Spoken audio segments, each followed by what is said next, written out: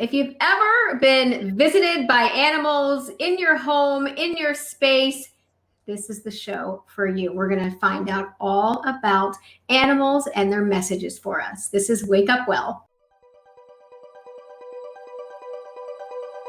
All right, so I've been joking over the last few weeks. I just moved into a new space that I bought a zoo. I have had more animals coming into my space and in the realm of where I am than I have had in probably ever in my entire life. So I wanted to reach out to a spirit animal expert to give me the rundown, not only like about messages that come from animals and how often we miss those beautiful messages. So first, let me introduce her. Her name is Rosemary Levesque. She is a Reiki master, a shaman, a certified vibrational sound master teacher, and a licensed spiritual teacher. Her training is as a biology teacher, which easily translated into building online courses that can relate to our life. Welcome. Thank you so much. And I really appreciate it. So we can dive into spirit animals. I feel like I get messages all the time from animals, and I can intuit them myself because of what I do and because I am a channel and an intuitive and a healer, as you are. And everybody can kind of intuit their messages, but it's hard. If you're not knowing how to do it, it can be very difficult. But let's start very generically. Tell me about animals as messengers. First of all, I want to say that they are not separate from us. We separated ourselves from them when we moved indoors.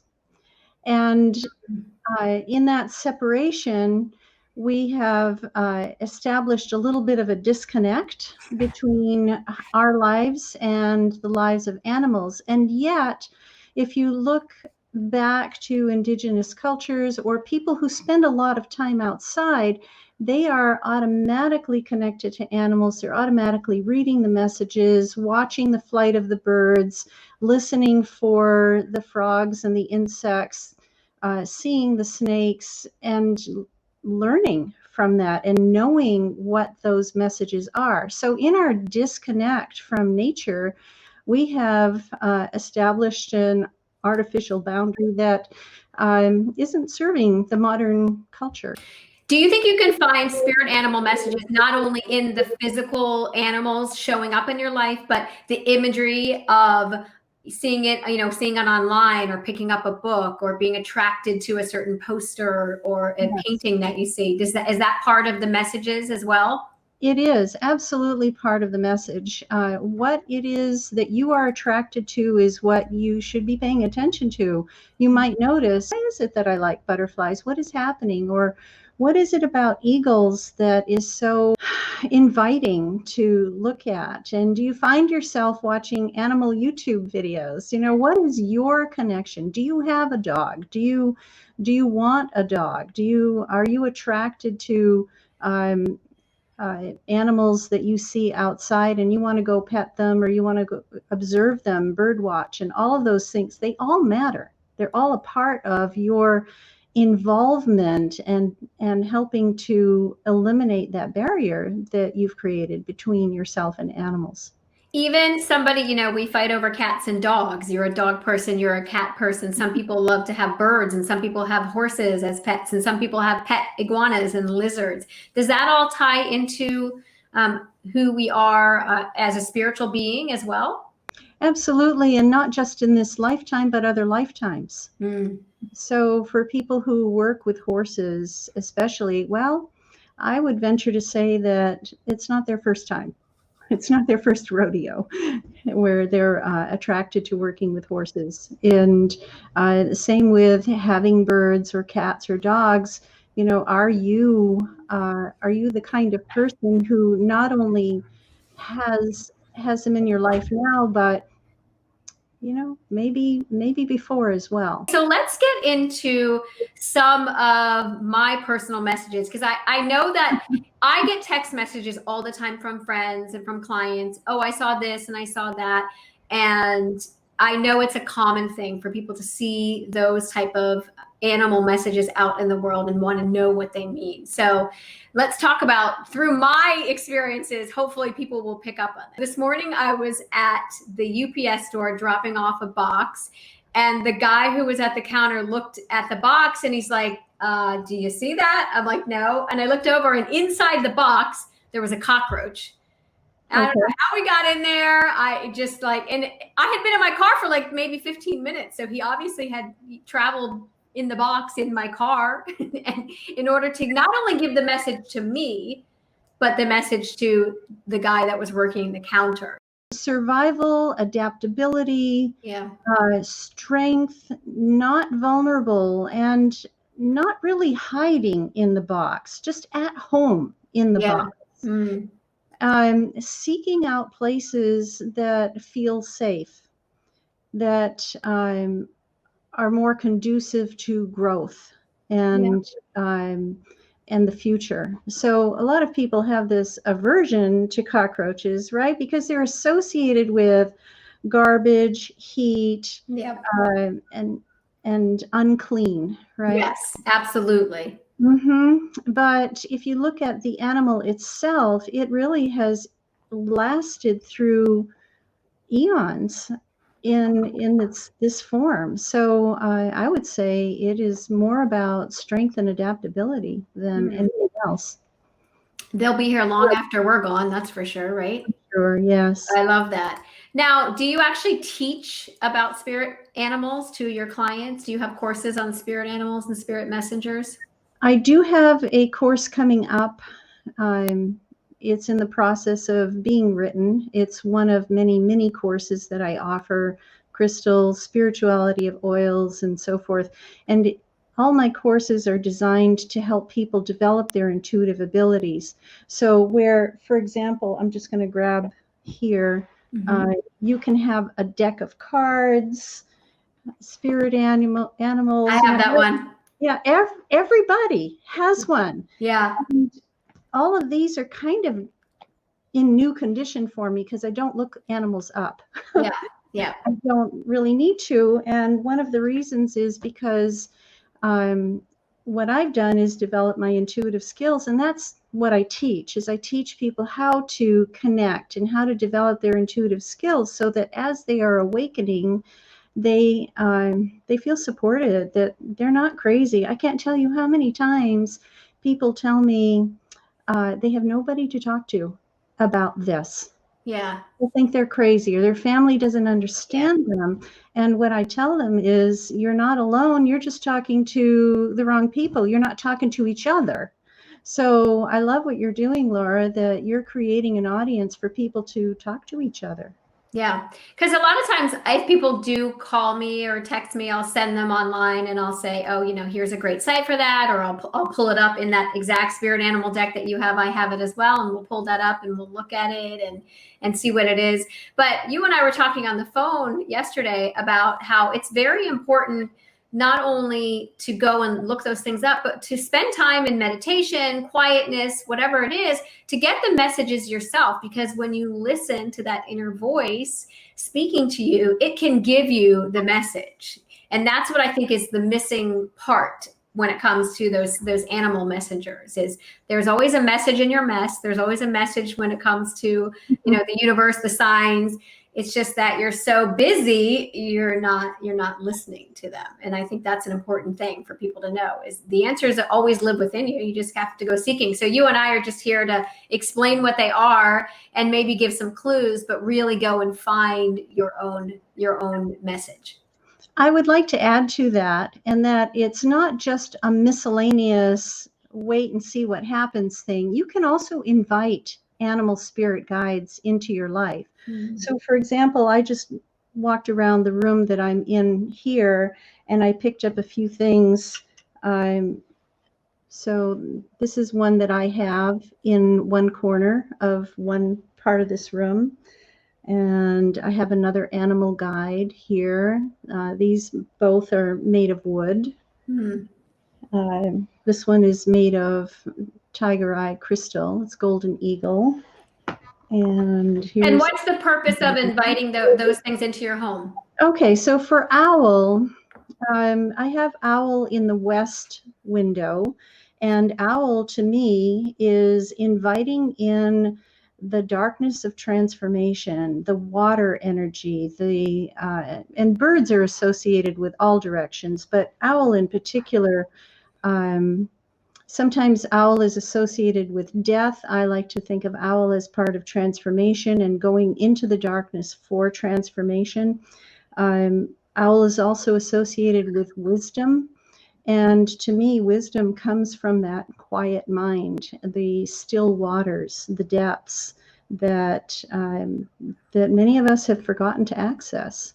So you can invite in a characteristic or a power, like in this particular deck here, the power animals. You can invite in any particular power that you want, that you yourself associate with an animal. Bear, family and protection; tiger, resourcefulness; individual power, knowing who you are; and predator in very positive ways, because they're very good at surviving and adapting to their environment. So not only who's showing up in your awareness, but also who do you want to invite in to support you on your journey. And I would imagine that changes over time as you awaken, enlighten, that what you're attracted to changes over time. I don't know if you can see behind me, but I've got my owl pillows back there.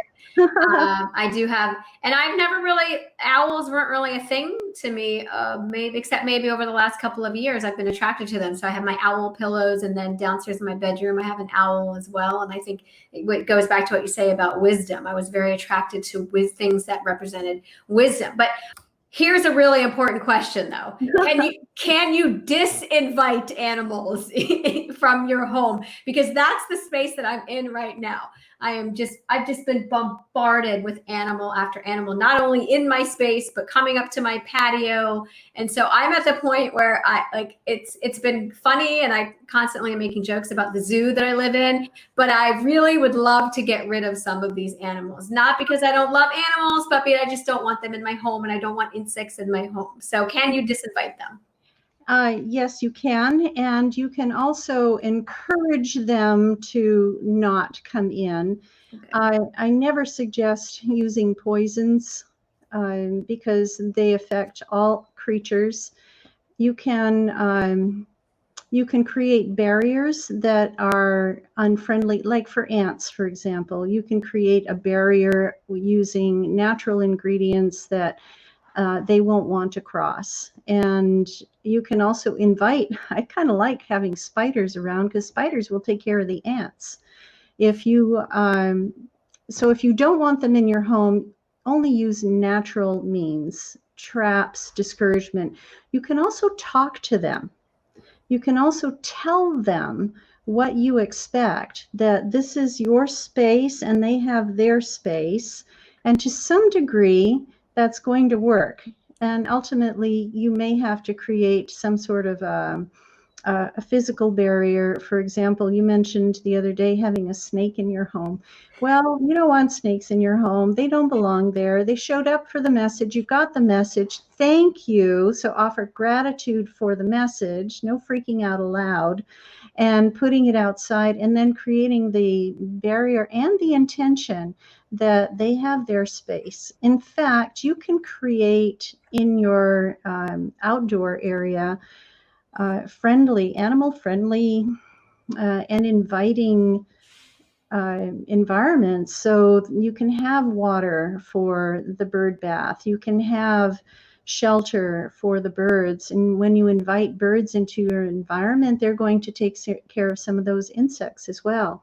Inviting snakes into the outdoor environment, they'll take care of some of the insects, cockroaches, and some of those other things. It's part of their natural cycle. My son saw a little lizard in his room yesterday, and I did say to him, because he wanted to get rid of it, and I said, yeah, but the lizard will probably eat the ants, so let him hang out as long as he wants to hang out. And then we were talking about that too, about the snakes eat the this and the this eats the that, kind of like that circle of life. Right. And I love that about creating that barrier. I do not use toxic, pest things. That's been part of my brother was an environmentalist, so I don't use that. I've been using different things, essential oils. I heard that ants don't like peppermint. What do you think ants represent? Of course, they are social insects. and they communicate with each other in a way that perhaps people don't communicate with each other. So ants represent a mass consciousness, and they're very methodical. They're very focused. They're survival oriented as well. So they're going to work together for harmony and for the peace and the promotion of their kind. And one animal colony can also interact with, or ant colony can interact with other ant colonies. So there is a communication network that supports this idea of mass consciousness. So I would say for you and your ants to tap into the mass consciousness of what is going on in the world today and how you can support harmony and peace in that kind of mass consciousness, to send that message out into the world and grow that. I love that. That's beautiful. And that makes perfect sense, because in other places I've had ants, but they've always been the same ant. And since I moved in here, I have found sugar ants. I found red ants. I found a big queen mother ant. I found all different types of ants, and they do all come into the same areas, and it's not just one kind. So I think that's like spot on right there. That it's not just been about one ant. And then, I'm doing the practical things too. I've just been cleaning like crazy, so there's no crumbs everywhere. And because you always have to combine the practical and the spiritual, I think. You can't just pray everything away, but you can get those inspired downloads of what actions to take in order to move forward. Absolutely. So what you said about cleaning is, if you aren't cleaning, whether you're creating an environment that attracts animals. It's like you set out the dinner platter and said, hey, come on, I'm inviting you. So if you're not inviting them, you want to have your space the way you want your space, energetically and physically. That's why I've been saging so much, is trying to get rid of the old energy. And this house has been here for a long time. So there's a lot of energy that's come through it that needs to exit. Let's talk about the snake. So within a few days of coming into the house and unloading my boxes, I turned around and there was this little garter snake right by my staircase. I'm very proud of myself that I didn't like freak out. It shocked me for a second. I was like, ah! And then I looked at it and I thought to myself, okay, I'm going to co-create here. What do I need to do to get rid of the snake, rather than who can I call, or, running out the front door, which I think some people would have done. I just kind of stood there for a second and I was like, I can't walk away, because if I walk away, he'll leave and then I'll never know where he went. So I looked and I grabbed the longest screwdriver I could find that I happened to have. And I just grabbed it and I picked him up, and he looked at me and he hissed at me and I saw little teeth, and then I tossed him out the door and he went bye-bye. I know, having written my books and doing what I do, that was a message of transformation, that it makes sense when I'm moving and I'm going through a whole other experience in my life, different from what I had before, that it's about transformation. But I'd love to know from a biology expert and a shaman what you would say about the message of a snake. Well, I'm also watching your body language and listening to the tone of your voice as you are talking about the snake. Yeah. And did you notice that you put your hand on your heart? I didn't, no. Yeah, you did. And to me, snakes, okay, imagine this. The spine of the snake is along the back, very flexible, right? And where is the heart of the snake? I don't know. On the lower surface that touches the ground. That's where the heart of the snake is. And very vulnerable. It's not wrapped in ribs like human hearts are. So also very sensitive to the environment, picking up on smells and vibrations. So snake is extremely vulnerable, extremely sensitive to all kinds of vibrations, sound, smell, chemicals that they touch. And wearing their heart, I'll say wearing their heart attached to the ground, connected to the earth. So snake means to me, in this particular case, you said transformation, but I would venture to also say heartfelt energy, that what you are doing now and what your purpose is for you in your new space is very heartfelt. So that's a reminder for you to pay attention to the vibrations of things, that you are sensitive and you are vulnerable in some ways. Yeah. Okay. Now you're making me cry. Let's talk about people who have crossed over when you lose a loved one. I know for me that after my brother and my dad passed away, that I saw dragonflies everywhere. They showed up for me everywhere. And then the mourning dove was a representation of my dad for me many times as well. I've heard many people say that the red cardinal is a message from spirit. Blue jays I've heard as well from other people. And I think I'm going to guess, and you can fill me in on this, that everybody maybe has their own sort of message based on the experience that they had with that person in the physical life, something that becomes meaningful to them. Absolutely. And I'll add hummingbird to the list. You know, sometimes the hummingbird will come right down and be 5 feet in front of you and just look at you and hover right there. So it's interesting that all of the animals that you mentioned, in conjunction with a person who has crossed over or transitioned from physical form, they're all flying animals, right?